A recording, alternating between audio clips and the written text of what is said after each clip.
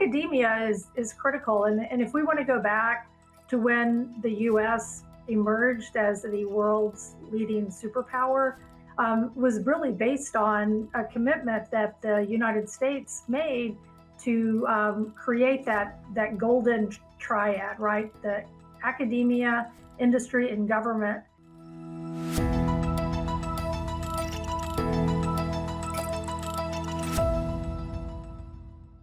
Hello, welcome to the Space Policy Show.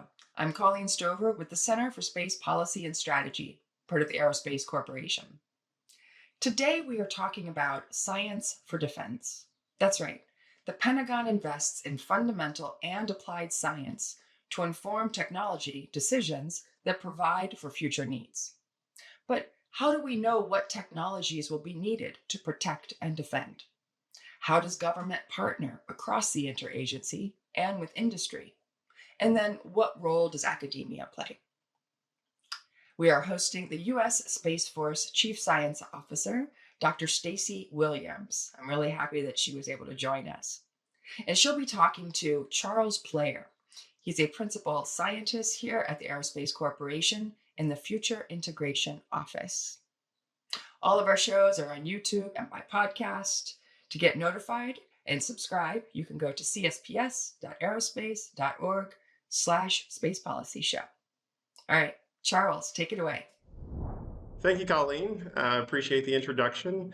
We're here with Dr. Stacie Williams. Dr. Williams, it's good to see you again. Wanted to thank you for spending this time with us. I did want to kind of open up with an introduction to our audience who maybe isn't wholly aware of your role as Chief Science Officer for Space Force. So can you give just a little bit of a description of your role? Yeah, sure, Charles. Yeah, thank you for having me, and thank you, Colleen, as well. So as the Chief Science Officer for the Space Force, my job is to look at our science and technology capability needs for the future. The Department of the Air Force has historically really valued chief scientists, and we've had quite a number of pretty venerable chief scientists in the history.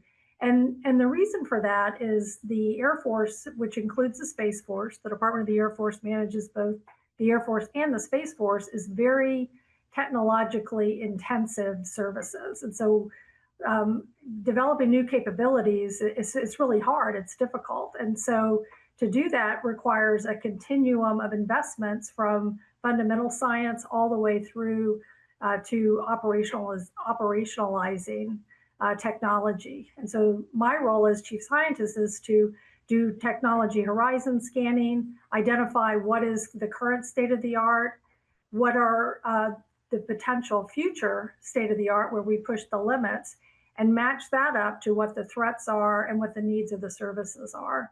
And so I work across agencies, working with synergistic organizations like NASA, NOAA, the National Science Foundation, the Department of War, in particular, the Principal Director for Space, as well as academia and industry to identify what's really possible and where we need to go. And I work across with my other colleagues in the Space Force, particularly the S9 folks, to identify what are the future needs for the Space Force and how can we be strategic about our science and technology investments, and what areas do we need to cultivate, and what demand signal do we need to send out to external groups like academia and commercial industry. That is a vast portfolio. Certainly we can't cover all of that today, but I think we'll poke at a few different items there. One thing you just brought up was the S9 folks and Space Futures. I know that Space Futures has been sort of titled as a bridge to gap the current needs between the future technology and the future operating force. I was wondering if you can elaborate a little bit on where we stand with Space Futures Command and where we stand with some of the technologies and investments that we might want to make there. Yeah, so General Saltzman recently signed a memo to stand up, to recommend the stand up of S9, which is still in coordination and not finalized. But regardless of what it ends up being, the function for the futures is definitely there. And predicting the future is a very difficult thing, and we can't exactly predict it, right, but we can prepare for that. And so the S9, or the future looking group for the Space Force, will be looking at that, looking at the threats, doing wargaming, doing horizon scanning, doing modeling and simulation, doing quantitative analytical efforts in order to be able to predict the type of future operating environment that we will have and what the future force is going to look like. And we recently published the Future Operating Environment 2040, which takes a body of work that has been going on for several years across the services, and as well as with some of our collaborators, to identify what the future operating environment will look like. And this is just a starting point. It tells us, based on what we know today, what we believe that future operating environment will be.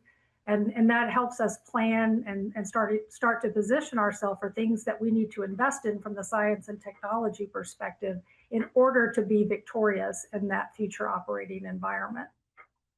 Fantastic. Can you give us a few broad strokes on the future operating environment, kind of what time frames we're looking at for the future, and how do you expect that information to get out into the S&T community, and use that as maybe a demand signal for those S&T developments that our providers would like to work on?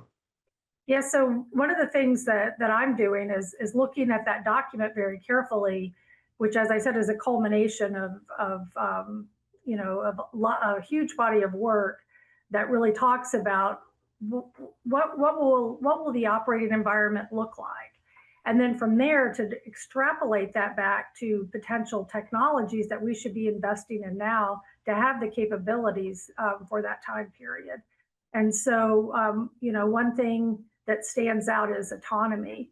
Autonomy is going to be a huge driver going into the future, and science and technology will be a huge part of that. And so, I mentioned the continuum. We have to invest in fundamental research. We have to invest in applied research. Advanced demonstrations, prototypes, and then commercialization in order to have those capabilities. And so we have to really think far ahead and look at what technologies do I see on the forefront. So, for example, people might be surprised that the Department of the Air Force invests in fundamental research, because you might think of, well, that's more sciencey. I don't see how that has application. But the Department of the Air Force and our other joint tri-services also invest in fundamental research. And we don't invest in science for science sake. We invest in science for defense sake. And so looking at things that are coming out of academia that could potentially be new capabilities. And so, for example, from the autonomous perspective, which is clear from our FOE document that will be a huge driver, is being able to do cognitive reasoning. Right now, our artificial intelligence tools that we use are trained on data. They're getting better about doing things with sparse data, and building inferences, but we're still not there yet. And so we're investing in basic science for that.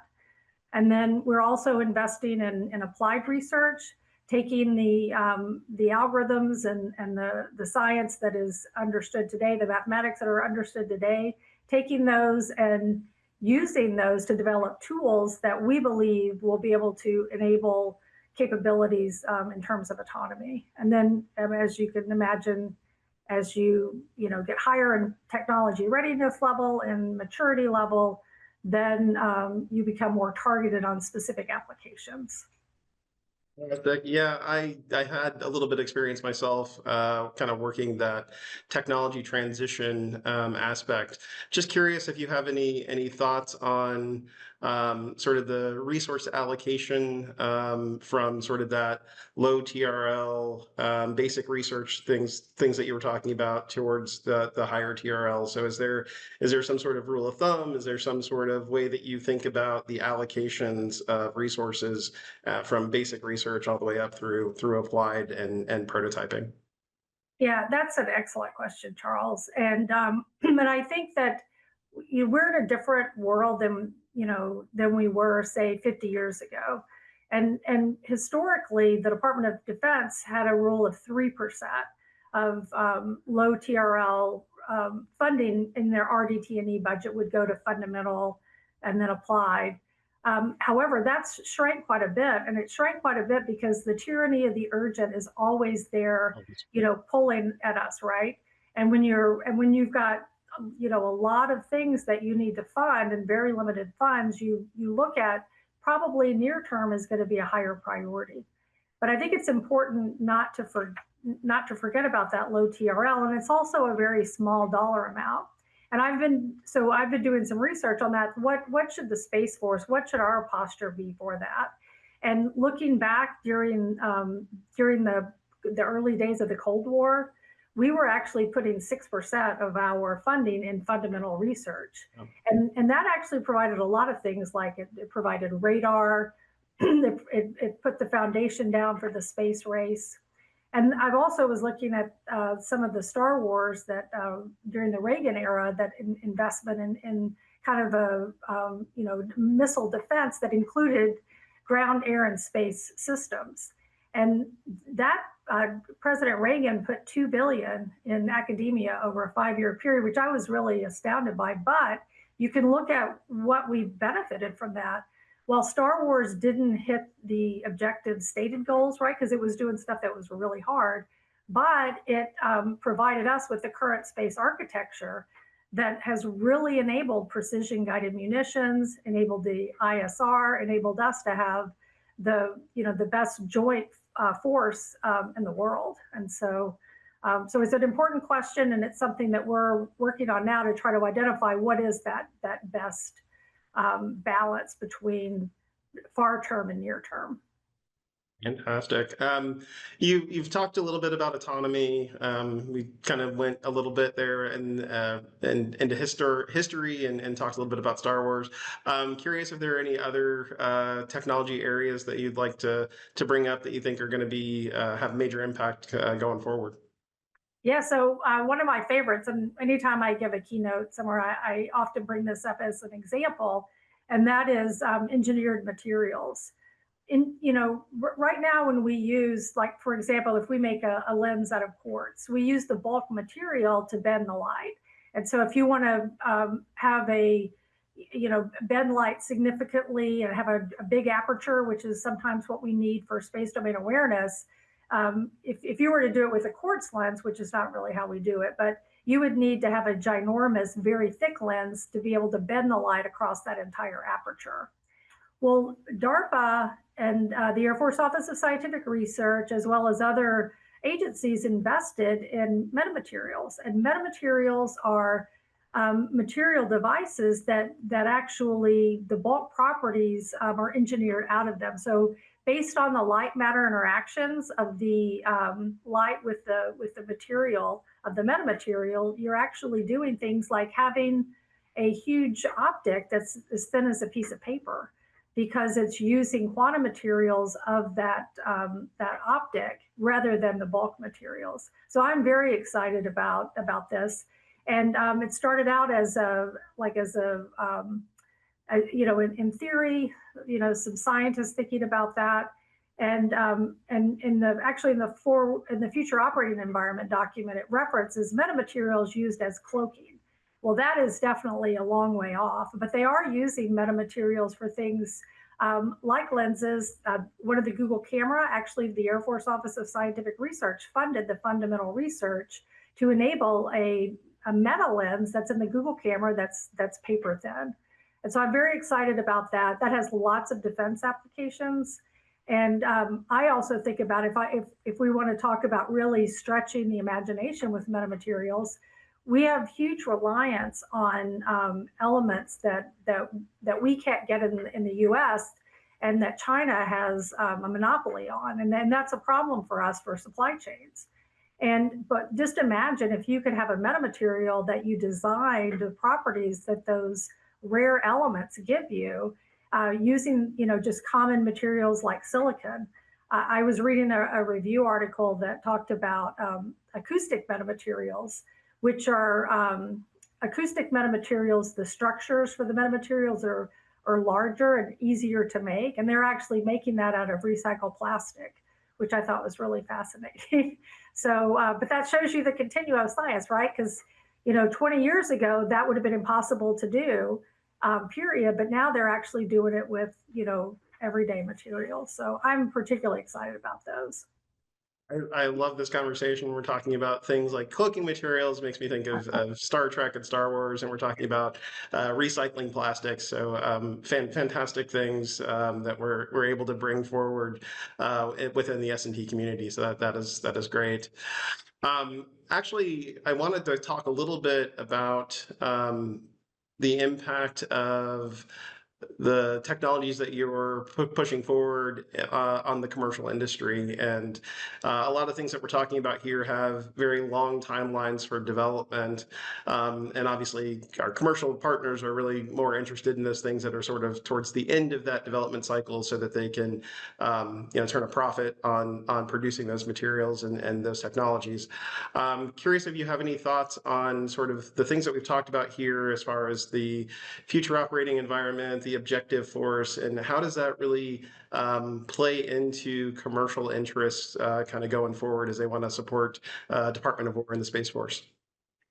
Yeah, so commercial industry is thriving, and the space is really going up. If you look at any of the predictors, the number of satellites are going up, cost is coming down, and we have some pretty amazingly innovative commercial companies. I meet with them quite often, and I'm often just amazed at some of the things that they're doing. And we can look at SpaceX, for example, which has really lowered the barrier to the cost of barrier for launch. And that was facilitated primarily, NASA funded SpaceX heavily to do that risk reduction, right? Because that's what the federal government historically does. We identify things that we need, but there's lots of technical barriers that prevent us from doing it cost effectively. And so we invest in science and technology on the continuum to then take that and then enable a company like SpaceX to do incredible things by, after that risk has been bought down. And so, I see lots of innovative companies. I'm not going to talk about a lot of specific companies. One thing, though, that I'd like to mention is, NASA. We collaborate a lot with NASA, and NASA puts lots of experiments on orbit on the ISS and launches systems. And we have a satellite test program in the Space Force that we manage that collaborates heavily with NASA. That is very expensive to run. And so we are pivoting to a commercial model for those in-space experiments to replace the International Space Station.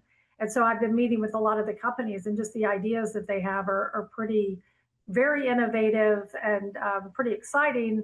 And also there's several different companies that are going to be doing that. So there'll be more options in terms of types of experiments that we can do. Great. So you mentioned NASA, you mentioned DARPA a little bit earlier.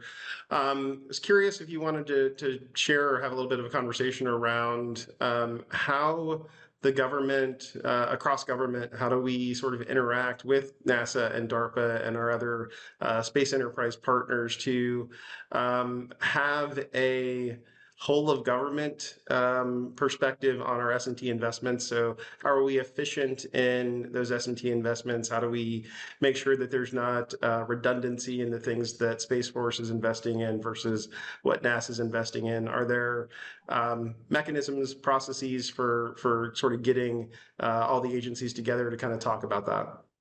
Yeah, so we have a space community of interest that is run by the Department of War, where we get together and all of the different services and other entities, to include NASA. Also, for us, our science and technology budget, because we're a new service, is pretty small. But NASA has a vast science and technology budget compared to ours, and so leveraging from them is really important. And duplicating anything that they would do with our limited funds is not prudent. And so, Aerospace actually did an analysis for me to identify specifically where NASA is investing in science and technology and looking at that. We also have a partnership with NASA, as well as the National Reconnaissance Office, where we meet and talk about common interests and potential areas where we can collaborate. We do that. I also, part of my job as the Space Force Ambassador for Science is I meet with synergistic partners. So the National Science Foundation, we are in the process of working on a memorandum of understanding. And I'm very interested in working with National Science Foundation because their science budget also is significantly higher than ours. And their prime mission is really science for science sake. And so that serendipitous science is, we can leverage and will have implications for us. And then also tapping into their scientists. Those scientists typically don't work for Department of Defense entities, so they're not as familiar with our challenges and needs. And so educating those scientists on our challenges will give us, I think, newer ideas and give us more innovative ways to achieve our future capability needs. Yeah, it's a lot of things that we're trying to get our arms around there, and that partnership across the various government agencies, I think, is something super important for kind of having a cohesive approach to science investments. So we've talked, I think, government agencies, we've talked commercial. I don't know that we've talked much about academia. So I know that you're a big supporter of the university consortium activities that are going on within Space Force. I believe there is a symposium coming up next month. Any things around university consortium or academia in general that you'd like to discuss with the audience here or share with the audience? Sure. So academia is critical, and if we want to go back to when the U.S. emerged as the world's leading superpower, was really based on a commitment that the United States made to create that golden triad, right? The academia, industry, and government that provided a lot of stuff like the integrated circuit, right? That would not have been possible without that golden triad. The internet, something else that we talk about, that DARPA discovered, that was defense dollars in order to enable us to have a distributed communication system that ended up becoming the internet. And academia has played a huge role in all of those things because the academic research is the foundation upon which new technologies, spring. And I mentioned doing science for defense sake, and that is what we do with our university consortium. So our university consortium is funded with applied research dollars, and in the program element terms for Department of War, that's 6.2 funding, and that's applied, and that is in topic areas that the Space Force feels needs additional science and technology investment, partnered with U.S. Space Force shepherding that research. And so our university consortium are teams of universities working on specific problems. The first one was XGEO, which is beyond the geostationary orbit, and space domain awareness. And so we had a team of universities that are investigating into that. How do we do space domain awareness in the cislunar domain, in that region around the moon, or the region outside of the geo orbit? And we are heavily involved, the Space Force is heavily involved in the maturation of that. We meet regularly with the researchers on the team. We have review meetings to provide feedback. That includes having operational units come and provide guidance on what are the operational needs to help guide that research. We've funded several of the university consortiums, or that we call them strategic science technology institutes. So the university consortium is the umbrella, and then we have specific broad agency announcements or solicitations for specific topics. So we've done one on power and propulsion, we've done one on space mobility and logistics, and in fact, the Texas A&M University developed a robotic arm that's actually going on one of the commercial providers as a replacement for the International Space Station. So we're very excited about that. A lot of the space domain awareness algorithms that came out of our first SSTI have been transitioned to operations through our Space Force TAP Lab. And so we have another one coming up. I don't know that I can say the topic yet because I don't think that that's been released, but that will be coming out imminently. I believe Josh Carlson, who's the program manager, mentioned to me that it would be coming out shortly after our University Consortium Symposium. That's in a couple of weeks. Great, great. I feel like we're hopping around on different topics here. So I'm kind of building off of some of the things that you're saying. And so you talked a little bit about the transition there through the SDA TAP Lab. Again, any thoughts, anything that you would like to sort of discuss around how we go about transitioning some of these investments to the operators? How do we get those things that we've spent years developing really transitioned out and fielded for the Space Force to utilize? Yeah, so that's it's difficult when you're dealing with on the continuum, right? You've got fundamental research, and there has historically been a huge gap between fundamental research and more applied research. That's changed a lot over the last couple of decades because a lot of companies are now building research space on university campuses. National Science Foundation, for example, has something called an industry university research consortium, and where companies actually they fund an incubator site on the university campus, and they're pulling that research out, those fundamental discoveries, pulling them out and then taking them and making commercialized products with them. Also a great way for them to recruit students and to get a really highly qualified workforce. Now from the Space Force, the University Consortium specifically targets taking that fundamental research and that exists in the university, but putting the applied dollars in the university to then mature that. And then we connect it to the Space Systems Command, folks that are building capabilities. Also, the TAP labs are a great way, and for people that aren't familiar with those, I apologize if I get the acronym wrong, but I believe it's the Technical Analysis and Processing Laboratories. And when Gerald Gutlein was at Space Systems Command, he stood these up, and the idea was to enable innovative small businesses and academic professors to be able to bring research that they've done in their laboratories to bear on operational challenges. And so the Space Domain Awareness TAP Lab that Major Sean Allen runs does quarterly sprints. And these quarterly sprints are around a specific realistic potential incident or situation that could occur requiring space domain awareness capabilities to figure out what's going on.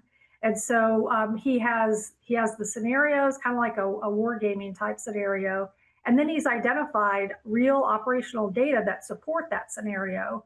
And so folks come in and they play their space domain awareness algorithms with those data sets and see if how they do against real operational challenges.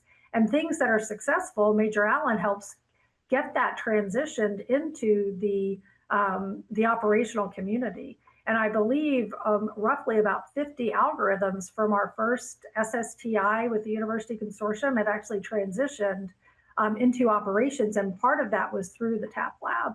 Now we just set up a new TAP Lab on human-machine teaming, and that one will be looking at autonomy, obviously, and other AI tools that improve our Space Force. Now that's just recently been stood up by Bartley Stewart, and so the actual how that's going to play out is still in works, but I'm really excited about that. I think TAP labs are a great way to connect that basic and applied research into operations. It's fantastic getting those algorithms in the hands of folks that are really looking at real world problems and exercising them and trying to figure out what should move forward up the chain. So that is exciting work.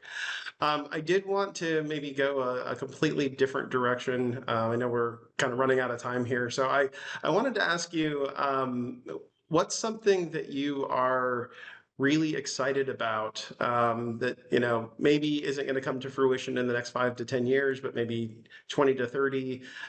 Is there a technology? Is there a capability? Something going on in the labs? But what gets a big smile on your face as far as science and technology in the future? So, well, I'm really excited about this current nuclear effort that came out of the executive order recently. And so that is a collaboration between NASA, the Department of War, and the Department of Energy to identify to enable a nuclear demonstration in space. And so NASA will be doing an initial lower power demo, and then the Department of War will be doing a mid-level demo. Well, NASA actually has a couple of demos, but they're doing kind of the first trailblazing demo that really will help lower the technical risk for the Department of War. And the Department of War will be doing a mid-power demo. And I'm excited about that because right now, you know, first of all, when to maneuver to, and as we pivot to a more congested and contested environment in space, it really looks like we're going to be in a dynamic environment where rather than just having a static operational mode, we'll be doing more maneuvers, and that costs fuel, and we have limited fuel tanks, right? We all have to fill up our cars at the gas station, but in space, that's a totally different situation, right? Because we don't have service stations in space yet. So nuclear has the potential to enable us to do more maneuvering, without the worry of the fuel costs. But also, I think about it from the perspective of, right now for our power on board, we have to use solar panels. And solar panels are very bulky, they're very big, and they're also very fragile. And so being hit by a piece of debris can significantly hamper them.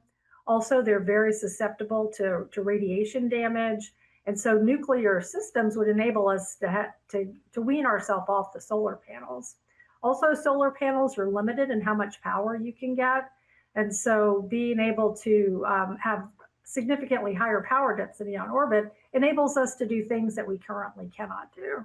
So I'm very excited about that. I'm excited about it because I see it opening the aperture for many, many things for us to do. It's going to buy a lot of risk down for companies to be able to advance in that. And I also like the fact that we're collaborating with NASA and the Department of Energy because I love collaborating. I think is really, really important. And I think this gives us an opportunity to really show how we, working together, we can force multiply. Yeah, absolutely. The adoption of space nuclear power and propulsion is definitely going to have to be a whole of government activity moving forward. So, is there anything else that you would like to share with the audience before we close out our discussion? Yeah, one thing that I think I should touch on is our future workforce, right? Because without a highly qualified STEM workforce, we can't achieve the capabilities that we're going to have. And so, one benefit of science and technology, and is another aspect of my job that I haven't talked about, is making sure that we are investing in the right areas to cultivate that pipeline. And this obviously is a whole of government approach, working with all of our partners. But when we fund academic researchers, we're mainly funding their students, and so we're funding undergraduate students, we're funding graduate students and postdocs, and we're training them in the areas that are important to us, so that when they graduate and move on in their career, they're able to support our future capability needs. And so I think that's a really important point to consider. And that includes our university consortium at the applied research level. We've funded hundreds of students so far, and that program has only been in existence for a few years. And then the Air Force Office of Scientific Research, which manages our fundamental and in OSD program element terms 6.1 funding, they fund thousands of students a year in areas that are important to us, like electromagnetism, computational mathematics, artificial intelligence, space domain awareness, astrodynamics, all of those areas. And so that's really something that's very important. And that's something that is important to me. And that's one of the reasons that I also consider part of my job is advocating for the healthy science and technology budgets. And like you said, Charles, looking at what that balance should be and including in that calculus the workforce development piece. Well, fantastic. Ending a conversation about the future of science and technology by talking about the students, I think, is a fantastic cherry on top for this conversation. So again, thank you very, very much for your time. Been a wonderful conversation. Back to you, Colleen. Well, thank you to our guests. Wow, that talking about the combination of government, industry, and academia, that triad for building and maintaining American technological leadership. What an interesting conversation all around. Thank you, Charles, for bringing us through that. Remember, you can find the Center's deep research papers on many topics across the space sector at csps.aerospace.org. There you can subscribe, of course, follow us on social media, and thank you to Matthew Rocola, our technical director. And until we see you again, bye everyone.